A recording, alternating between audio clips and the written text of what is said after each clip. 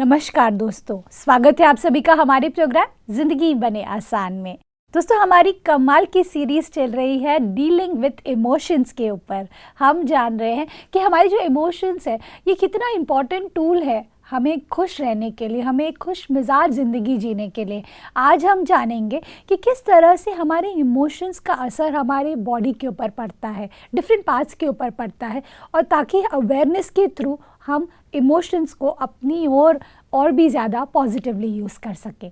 इसके बारे में जानने के लिए हमारे साथ है राजीव भाई जी, जो कि एक सीनियर सॉफ्टवेयर डेवलपर है और साथ साथ एक साइंस के रिसर्चर भी है। तो आइए उनसे बातें करते हैं।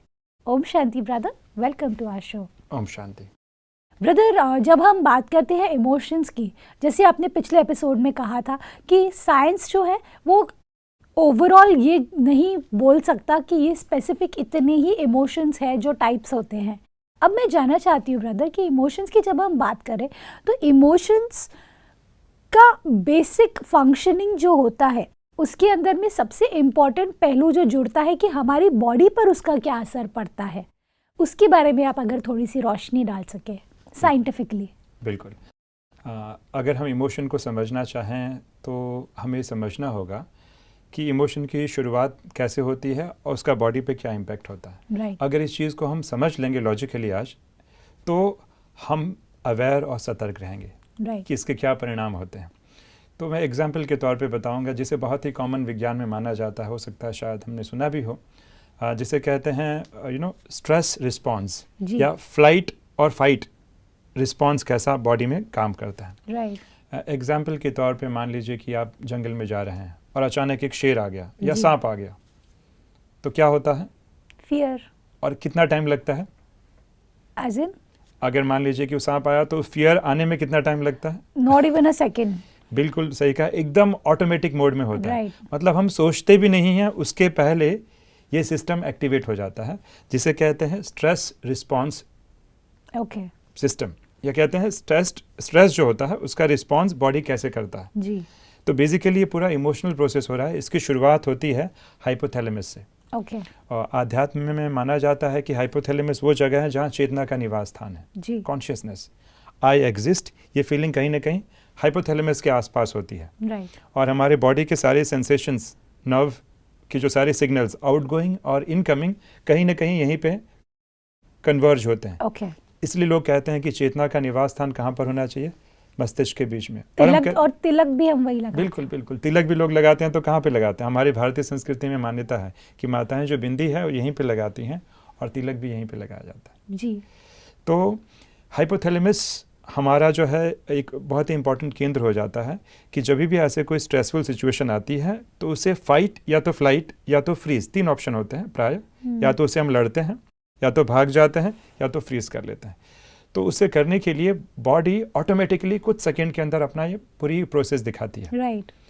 तो हाइपोथैलेमस पिट्यूटरी ग्लैंड को सिग्नल भेजता है। Right. पिट्यूटरी ग्लैंड मतलब जिसे हिंदी में कहते हैं पीयूष ग्रंथि। तो हमारे बॉडी के जितने भी जो मेन हार्मोनल सिस्टम है उसका जो मास्टर ग्लैंड बताया जाता है पीयूष ग्रंथि या पिट्यूटरी ग्लैंड को कहा जाता है। Okay. तो पहले हाइपोथैलेमस सिग्नल भेजता है पिट्यूटरी ग्लैंड को, और पिट्यूटरी ग्लैंड दो इंपॉर्टेंट हार्मोन्स को ट्रिगर करने का काम करती है। जी। एक का नाम है एड्रिनेलिन और दूसरे का नाम है कॉर्टिसोल। Okay. ये दोनों हार्मोन्स के बारे में मुझे लगता है दर्शकों को समझना चाहिए, कोई बहुत ज़्यादा टेक्निकल नहीं है। जी। हम उसके डिटेल्स में नहीं जाएंगे, लेकिन उसके असर को समझेंगे। तो जैसे ही एड्रिनेलिन फायर होता है, ये जब हार्मोन सिक्रीट होता है, तो हमारे हार्ट बीट्स बढ़ जाते हैं। Okay. हमारे श्वास की रफ्तार बढ़ जाती है। हमारे बॉडी में जो है ब्लड सर्कुलेशन बहुत फास्ट हो जाता है। Okay. इसलिए आपने देखा होगा कि जब भी हम डर जाते हैं, कोई हमारा प्रेजेंटेशन होने वाला रहता है या अचानक में हमें उठाया गया कुछ बोलने के लिए, हमारे हार्ट बीट्स बढ़ जाते हैं। तो बेसिकली शरीर क्या कर रहा है, सबकॉन्शियस माइंड जो बॉडी को कंट्रोल करता है, मैं कहूँगा वो अब बॉडी को प्रिपेयर कर रहा है। क्यों हार्ट बीट्स बढ़ रहे हैं? क्योंकि ये ब्लड का सप्लाई हाथों और पैरों में जा रहा है। Right. क्यों हाथ और पैर में जा रहा है? वो इसलिए जा रहा है ताकि जो खतरा, संकट सामने आया है उसको लड़ने के लिए मजबूती चाहिए या मजबूती दी जा सके। इसलिए ब्लड सर्कुलेशन हाथ और पैरों में होता है। इसके लिए पहला तो रीज़न ये हुआ। दूसरा जो हार्मोन होता है उसको कहते हैं कॉर्टिसोल। ये दोनों हार्मोन्स को स्ट्रेस हार्मोन कहा जाता है। ओके। तो जो कॉर्टिसोल जो होता है वो क्या करता है, ब्लड में शुगर की मात्रा बढ़ा देता है। क्यों शुगर की मात्रा बढ़ाता है? ताकि हमें एनर्जी, ग्लूकोज लेवल बढ़ जाता है ताकि हमें एनर्जी मिल सके फाइट या तो फ्लाइट करने के लिए। ठीक है। तो इस प्रकार से स्ट्रेस का ये रिएक्शन बॉडी पे होता है। दो हार्मोन्स एड्रेनालिन और कॉर्टिसोल बहुत ही इंपॉर्टेंट रोल प्ले करते हैं। राइट। लेकिन एक सबसे महत्वपूर्ण की बात बताना चाहता हूँ, क्या इसके साइड इफ़ेक्ट हैं। बड़ा इंटरेस्टिंग बात है इसी में। ये तो ठीक है, चलिए उस समय हमारे हाथों में और पैरों में ब्लड की मात्रा ज़्यादा बढ़ गई जी। लेकिन कॉर्टिसोल क्या करता है, जिस समय ये ब्लड सप्लाई करता है ना, तो हमारे डाइजेस्टिव सिस्टम जो शांति से चल रहा था उसको स्टॉप कर देता है। ओके। और हमारा जो इम्यून सिस्टम, रोग प्रतिरोधक शक्ति जो होती है, उसको भी वो स्टॉप कर देता है। ओके।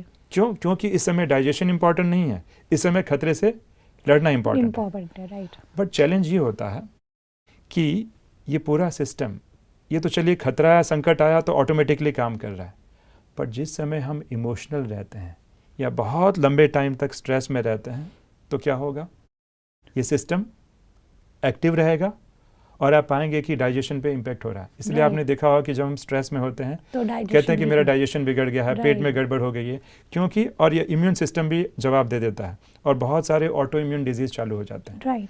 उसका मेन कारण ही है स्ट्रेस। तो इस प्रकार स्ट्रेस, ये इमोशन जो हमारी बॉडी की रक्षा के लिए बना था और हम जान नहीं पाता, हमारा बॉडी देखिए इतना इस प्रकार से है, सबकॉन्शियस माइंड, कि वो जान नहीं पाता है कि इमेजिन्ड खतरा है कि रियल खतरा है। राइट। रियल शेर आ गया और सांप आ गया तो बॉडी अपना कार्य कर रहा है, लेकिन अगर हम कल्पना करने लगे, मान लीजिए ऑफिस में मैं बहुत टेंशन में हूँ, बहुत ही काफ़ी मैं एंशियस हूँ, काफ़ी जल्दबाजी में हूँ, हम देखिए बहुत सारे काम कितने फटाफट करते हैं। राइट। तो अगर हम काम भी बहुत एंशियस होकर कर रहे हैं ना, हमको लगता है तो बहुत थोड़ा सा है, लेकिन बॉडी इस पे भी अपना रिएक्शन दिखाती है और माइल्ड अमाउंट में ये हार्मोन सिक्रीट होते हैं। ओके। तो अगर लंबे टाइम तक मेरे बॉडी में ये हार्मोन सिक्रीट होंगे तो बॉडी की क्या दशा होगी, सच में आप अंदाज़ा लगा सकते हैं। इसीलिए हमें बहुत सारे बीमारियां, चाहे ऑटो इम्यून डिजीज और चाहे हम कहें डाइजेस्टिव के, ऐसे बहुत सारी बीमारियां चालू हो जाती हैं।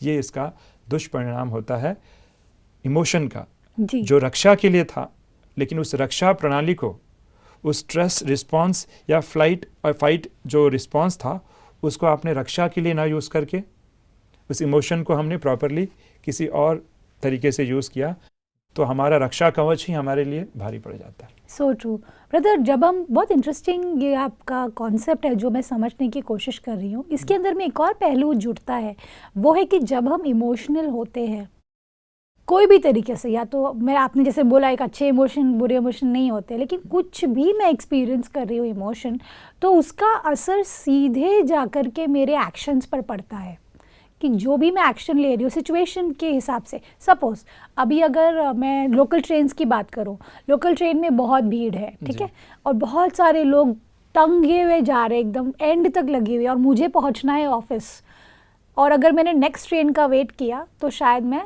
वहाँ पे लेट पहुँचूंगी। इस सिचुएशन में मुझे उस ट्रेन पे चढ़ना है, ऐसे चढ़ना है ताकि मैं सेफ भी रहूँ और मैं अपने डेस्टिनेशन पे टाइम पे भी पहुँच जाऊँ।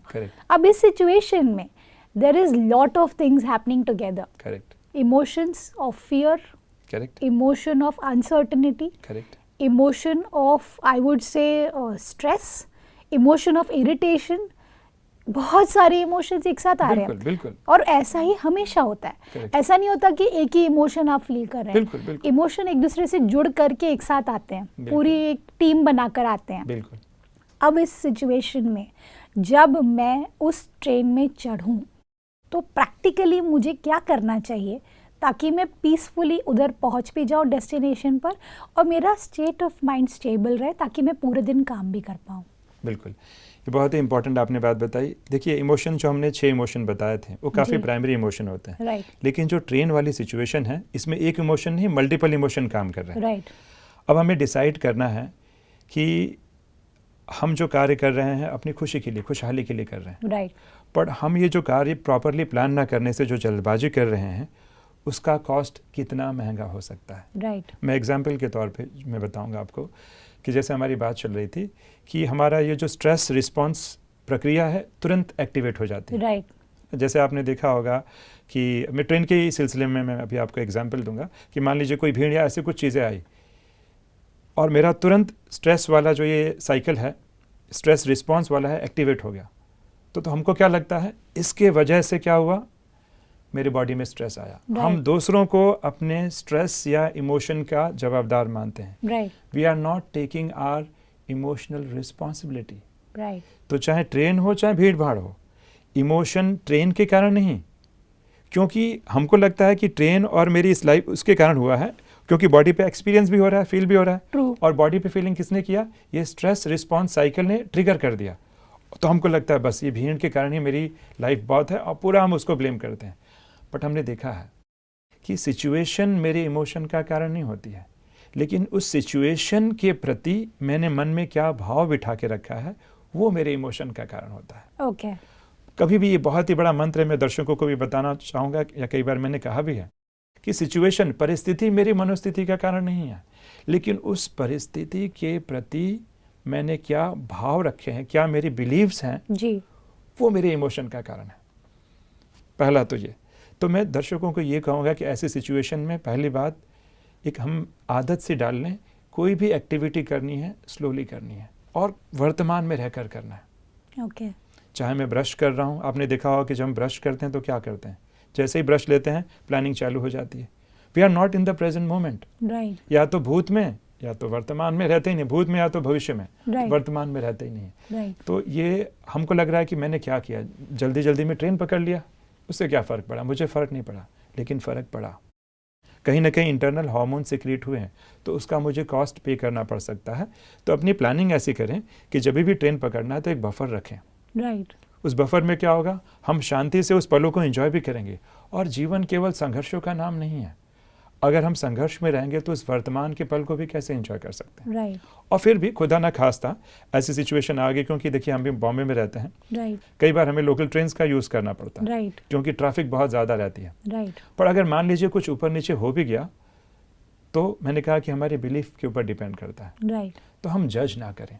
राइट। अगर हम अपने बिलीफ में बहुत रिलैक्स रहते हैं कि ठीक है, थोड़ी अनकंफर्टेबल मुझे फील हो रही है, ट्रेन में थोड़ी भीड़ है, पर अनकंफर्टेबल है, बट मैं इसको बेयर कर सकती हूँ। अगर हमारा ये पॉजिटिव सेल्फ टॉक रहा, तो जैसे हमारा सेल्फ टॉक होगा, जैसे मैंने बताया था, जैसे हमारा सेल्फ टॉक या थिंकिंग होती है, वैसे हमें क्या होता है, फील होता है। तो भीड़ भाड़ की ट्रेन में हम साक्षी भी रह पाएंगे। अगर फिर भी इमोशन जनरेट हो रहा है बॉडी पे, मान लीजिए ट्रिगर हो गया, फिर भी क्योंकि स्वभाव है, स्वभाव बन चुका है, ट्रिगर होने के बाद भी साक्षी भाव, सिचुएशन को जज ना करें। और मुझे जो इमोशन अनुभव हो रहा है उसके कारण ये भीड़ नहीं है, ये मेरी खुद की मान्यताएं हैं।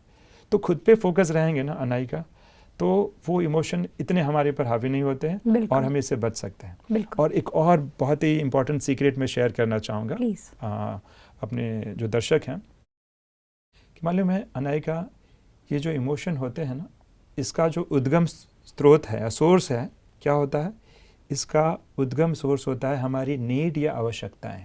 ओके। हमारी आवश्यकताएं ही इमोशन को जन्म देती हैं। अच्छा। एग्जाम्पल के तौर पे छोटा बच्चा है, उसकी आवश्यकता क्या है, भूख लगी है, नीड। अब उसको भूख लगी है तो क्या करता है, वो इमोशन आता है, रोता है और मम्मी उसे खाना खिला देती है। राइट। तो इमोशन का कारण क्या हुआ, बच्चे की नीड। उसी प्रकार जब हम लोगों के व्यवहार में आते हैं तो अक्सर करके हम क्या करते हैं, लोग हमसे कैसे बिहेव कर रहे हैं ना, उनके हम लैंग्वेज को पकड़ने में लग जाते हैं। राइट। उनकी लैंग्वेज को जज करने में लग जाते हैं। बट लैंग्वेज को की तरफ फोकस ना करके हमें फीलिंग और नीड कॉन्शियस होना चाहिए। राइट। कि सामने वाला क्या फील कर रहा है उस पर ज़्यादा फोकस करें, और वो फीलिंग का सोर्स क्या है, नीड, उसकी आवश्यकता क्या है। तो अगर हम उसकी आवश्यकता की तरफ ध्यान देंगे तो उसको हम जज नहीं करेंगे। करेक्ट।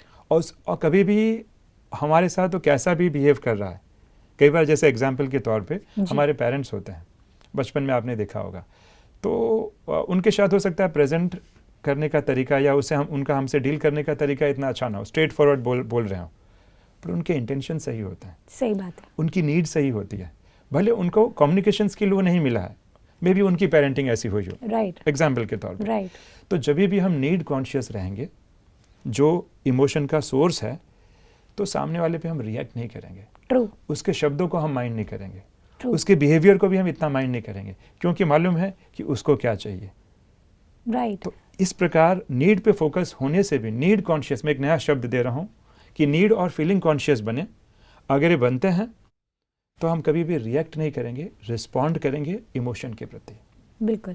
ब्रदर, एक और बात, जैसे सपोज अभी मैं किसी व्यक्ति की बात करती हूँ जिनको थोड़ा सा लेजीनेस का प्रॉब्लम है, ठीक है, Correct. वो थोड़े से लेजी हैं। अब इसमें इमोशन उनको शायद गलत आ रहे हैं या क्या प्रॉब्लम है जिसके वजह से वो लेजी है, और उसका रिएक्शन ये आता है कि उनके एक्शंस बहुत लेजी होते हैं, राइट? तो इस पूरे सिचुएशन में इमोशंस कैसे रोल प्ले करता है और किस तरह से वो अपनी लेजीनेस से बाहर निकलकर अपनी लाइफ में जो अचीव करना चाहते हैं वो अचीव कर पाए? क्योंकि देखिए आजकल की सेडेंट्री लाइफस्टाइल में हम बैठे बैठे पूरा दिन ऑफिस में निकाल देते हैं, और डेडलाइंस चल रही होती है, वो पूरा आपका बैकलॉग रहता है। तो मैं खास करके कॉर्पोरेट्स को लेकर के ये बात करना चाहूँगी, बिकॉज आप एमएनसीज में भी अपनी सेवाएं देते हैं। तो ऐसे में आपका क्या कहना है कि इमोशन पहले आता है या लेजीनेस जो एक्शन है, और उसका रिजल्ट ये होता है कि वो काम ठीक से नहीं कर पाते? तो what do you suggest? Correct. मैं इसका विस्तार जो है अपने दर्शकों को आने वाले सीरीज़ में करूंगा, लेकिन मैं थोड़ा सा उसका मैं एक पहलू में दिखाता हूँ कि दो चीज़ होता है। लेजीनेस एक अलग चीज़ होती है और प्रोक्रास्टिनेशन अलग चीज़ होता है। अच्छा। एक होता है आलस, सुस्ती, जो शरीर पे हम फील कर पाते हैं जी। और एक होता है किसी चीज़ को टालम टोल करना, टालना, राइट, प्रोक्रास्टिनेट करना। राइट। तो आप जो बता रहे हैं ये प्रोक्रास्टिनेशन की बात कर रहे हैं, जहाँ तक मैं समझता हूँ। राइट। और कॉर्पोरेट में हम देखते भी हैं कि मेरे अंडर जो लोग कई बार काम करते हैं, कई लोग प्रोक्रास्टिनेट करते भी हैं। राइट। बट वास्तव में साइंस में प्रोक्रास्टिनेशन को या टालने की, या जिसे अलबेलापन कहते हैं, जी। इस अलबेलेपन को या प्रोक्रास्टिनेशन को इमोशन माना ही नहीं जाता है। अच्छा। वो कहते हैं कि ये इमोशन नहीं है, ये तो एक जनरल टर्म है, इसके पीछे कुछ और भाव छिपे रहते हैं और उसका रूट कहीं ना कहीं एंजाइटी में छिपा रहता है। बिकॉज आई एम परफेक्शनिस्ट और मुझे लगता है कि ये चीज़ मैं कर नहीं पाऊंगा ना, तो ये तो चीज़ मैं कर ही नहीं पाऊंगा, तो मुझे एंजाइटी हो रही है। और क्योंकि मुझे एंजाइटी हो रही है, इसलिए मैं क्या कर रहा हूँ, उस एंजाइटी की फीलिंग से बचने के लिए चीज़ों को मैं टाल रहा हूँ। ओके। तो आज तक जिसे हम प्रोक्रास्टिनेशन कहते हैं या अलबेलापन कहते आ रहे हैं, वो वास्तव में इमोशन नहीं, उसके पीछे इमोशन क्या है? एग्जाम्पल, एंजाइटी है, इसलिए मैं नहीं कर पा रहा हूँ। Right. तो चिंता उसके पीछे छिपी हुई इमोशन है, ना कि प्रोक्रास्टिनेशन इसका इमोशन है। ब्रदर, जैसे हम एक और बात करते हैं, जैसे सपोज कोई व्यक्ति है जो सक्सेसफुल है, आप किसी का भी नाम, जैसे अभी हम नरेंद्र मोदी जी की बात करें, उनकी बात अगर हम करें, उनकी बहुत सारी कलाएं हैं, बहुत सारी क्वालिटीज़ है, जिसके वजह से आज वो जिधर है वो उधर है, and we respect him so much. Correct. अब मैं ये जानना चाहती हूँ कि उनके अंदर में इमोशंस को डील करने की क्षमता कितनी अच्छी होगी, या कौन से ऐसे इमोशंस हैं जिनको वो तवज्जो देते हैं, और कौन से ऐसे इमोशंस हैं जिन्हें वो ध्यान नहीं देते या अपनी लाइफ में नहीं लाते हैं, जिसकी वजह से वो इतने सक्सेसफुल हैं? ग्रेट। ये देखा गया कि किसी भी हम बड़ी हस्तियों को लें, उनके सक्सेस के पीछे एक रीज़न आता है और वो है इमोशन मैनेजमेंट। ओके। इमोशन, या कहते हैं इमोशनल इंटेलिजेंस। ओके। और आजकल देखिए इंटेलेक्चुअल एबिलिटी से भी ज़्यादा महत्व किसका है? इमोशनल टॉलरेंस कितना है, या हम इमोशनली कितने इंटेलिजेंट हैं। हो सकता है कि आजकल हमारे जैसे पेरेंट्स होते हैं कि हमारा पूरा फोकस कहाँ रहता है, बच्चे को बहुत अच्छा पढ़ाए लिखाए, एकदम डिग्री और बड़े बड़े कॉलेजेस में, टॉप मोस्ट यूनिवर्सिटीज़ में एडमिशन दें, अच्छी चीज़ है। राइट। लेकिन वो तो इंटेलेक्चुअल स्ट्रेंथ को हम बढ़ा रहे हैं। Right. What about the emotional strength? True. और देखा गया है कि जितने भी जो महान लोग हुए हैं, उनका इमोशनल टॉलरेंस बहुत ज़्यादा रहा है। राइट। तो अगर आप मोदी जी की बात कर रहे हो, तो आप देखेंगे कि अक्सर करके उनके जो इंटरव्यूज़ में आप देखेंगे, ऐसे भी इंटरव्यूज़ हैं जिसमें लोगों ने उनको काफ़ी नेगेटिवली रिएक्ट किया। राइट। इंटरव्यू लेने वालों ने भी, और कई बार लोगों ने, महान बनने के लिए निंदा तो सहना ही पड़ता है, वहाँ पे आपका इमोशनल स्ट्रेंथ की ज़रूरत पड़ती है। तो देखा गया कि इतने चीज़ों के बावजूद भी वो अपनी शांति को बनाए रखते हैं, वो जल्दी रिएक्ट नहीं करते हैं। राइट। दैट मीन्स कहीं ना कहीं इमोशनल स्ट्रेंथ उनकी बहुत ज़्यादा है। तो ऐसे लोग, कोई भी, चाहे ये प्रदेश के प्रधानमंत्री हों या जो भी बड़ी हस्तियां हों, अगर हमारा इमोशनल स्ट्रेंथ बहुत ज़्यादा है, we know how to deal with emotion, जी, वो हमें बहुत ही ऊंचाइयों पर ले जाएगा। हाउ और ब्यूटीफुल। उसके लिए अभी से हमें छोटे छोटे स्तर पे जो भी इमोशन आते हैं उसको हम मैनेज करना शुरू करें। क्योंकि देखिए अनायिका, अगर हम बात करें इमोशन की, तो जैसे मैंने बताया कि रिसर्च ये बताता है कि जो लोग बहुत सेंसिटिव होते हैं, जी, बहुत ही एंशियस होते हैं, तो हमारे ब्रेन में एक छोटा सा ऑर्गन होता है बादाम के आकार का, जिसे हम एमिगडाला कहते हैं, एमिगडाला। सब जानते भी होंगे।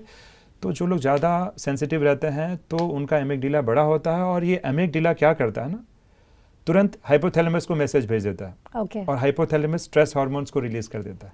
ओह, और इसीलिए ऐसे लोगों में एमिगडाला काफ़ी सेंसिटिव और इतना बड़ा पाया गया है। ये Right. रिसर्च इस बात का जो है पुष्टि या प्रमाण करता है। बिल्कुल। तो हमें ये ध्यान रखें कि इमोशन को डील करना या मैनेज करना कितना इंपॉर्टेंट है, और उसका हमारे शरीर के ऊपर कितना बड़ा असर कर रहा है। बिल्कुल। मैं तो यहाँ तक कहूँगा अनायिका, अगर आप कहें, जैसे मैंने बताया था कि कैसे हमारे बॉडी जो है रिएक्ट करता है, जी, और ये भी मैंने बताया कि कई बार क्या होता है कि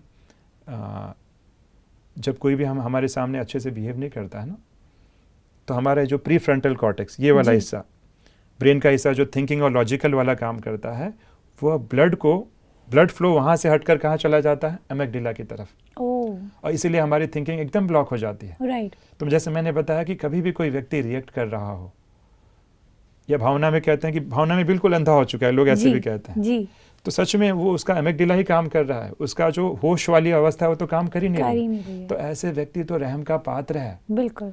और उसके सामने अगर हम रिएक्ट कर रहे हैं, तो फिर कुछ, या इट्स नॉट राइट। तो इनफैक्ट अगर इस ज्ञान को हम साथ में रखेंगे कि नहीं, अभी इसका एमिगडाला हाईजैक हो गया है, राइट, अभी इसका जो कहीं ना कहीं जो है लॉजिकल माइंड काम नहीं कर रहा है, राइट। इस चीज़ को, इस नीड को, उस व्यक्ति की नीड को अगर हम ध्यान में रखेंगे, तो कभी भी हमें उस प्रकार से हम रिएक्ट नहीं करेंगे, बिल्कुल, और सामने वाले के प्रति बहुत ही कंपैशन का भाव हमारे दिल में रहेगा। बिल्कुल। ब्रदर, आज के एपिसोड में मुझे सबसे अच्छी बात ये लगी कि हमें अपने इमोशंस को ध्यान देने की ज़रूरत है, क्योंकि जब भी हम इमोशनल जर्नी पर होते हैं तो हम अपनी बॉडी को बहुत हर्ट करते हैं, अलग अलग पार्ट्स पर उसका असर पड़ता है। तो हमें बैलेंस्ड वे में ज़िंदगी को जीना है। इसके लिए thank you for this knowledge brother, thank you for coming in our show. Om Shanti. Om Shanti. दोस्तों, आज के एपिसोड में मुझे लगता है कि सबसे कमाल की बात ये लगी मुझे कि जब हम ज़िंदगी की जर्नी पर आगे बढ़ रहे होते हैं तो कई बार स्पीड ब्रेकर्स आते हैं, कई बार गड्ढे भी आते हैं, कई बार सिग्नल भी आते हैं, लेकिन ये सभी के बीच में आपका स्टेट ऑफ माइंड कैसा है, आप अपने इमोशंस को कितनी अच्छी तरह से हैंडल कर पा रहे हैं, यही आपकी ज़िंदगी को डिफ़ाइन करेगा। और जब आप चले जाएंगे ना, तो लोग याद रखेंगे कि हाँ, उन्होंने अपनी ज़िंदगी के हर पल किसी को भी हर्ट नहीं किया, किसी को भी तकलीफ़ नहीं दी। और वो तभी ही पॉसिबल है जब आप आज के एपिसोड में जो जो आपने सीखा उसे अपनी ज़िंदगी में अप्लाई करें, है ना। इस बात के साथ आज के प्रोग्राम को हम एंड करते हैं। कल आपसे फिर मिलेंगे आपके ही शो में ज़िंदगी बने आसान। ओम शांति। अधिक जानकारी के लिए संपर्क करें। जिंदगी बने आसान, Brahma Kumaris Godlywood studio, Shantivan, Abu road. Call 80949134887।